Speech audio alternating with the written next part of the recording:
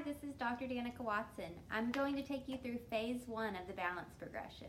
So in phase 1, we're going to be working on static activities where you're staying still and not moving on firm and foam surfaces.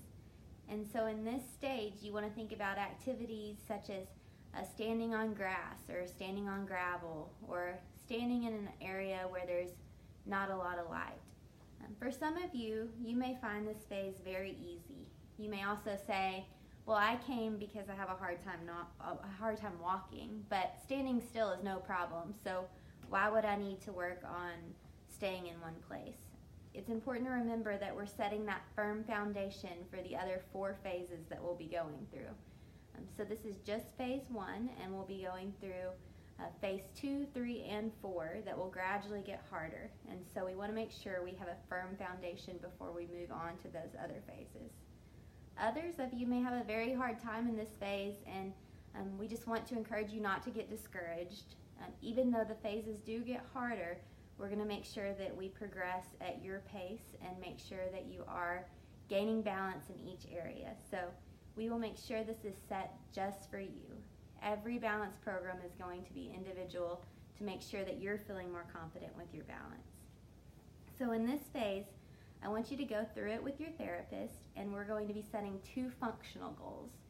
So a functional goal could be anything that you want to do to make sure that you're being more active throughout the day. So this could include that you're going to walk to your mailbox 3 times a day, or it could include that you're going to walk 15 minutes consecutively each day. Or it could maybe just be staying out of the bed for more than 5 hours, or not watching TV more than an hour. So anything that you can think of to make sure you're being more active is our goal with these two objectives that you're going to set with your therapist.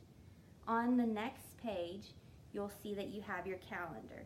And so with the calendar, we want to make sure that each day you complete your home exercises and your functional activities, you put a check mark. Don't feel like that you need to check it every time. We want you to be honest, and this is going to be a good guide to make sure that you're being compliant with your exercises, but also making sure that you see value in what you're doing. So if you're not checking, then we need to have that discussion with you as to why these exercises aren't something that you're completing.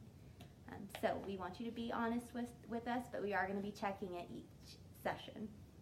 The next page is actually a survey to see what is going around in your house that we could change to make you feel safer or more confident.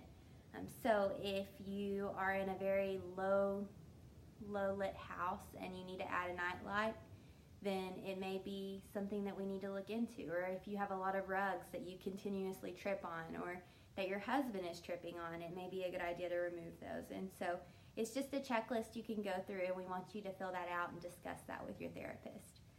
So your therapist will take some time to go through phase 1 with you and set your goals with you and set up a home exercise program for you today. But we're excited that you're embarking on this journey, and we know that this program will be helpful for you if you're consistent with it and as long as you are being compliant with all your exercises and your functional activities. But we're excited to see how much progress you make, and we'll let you work on phase 1 now.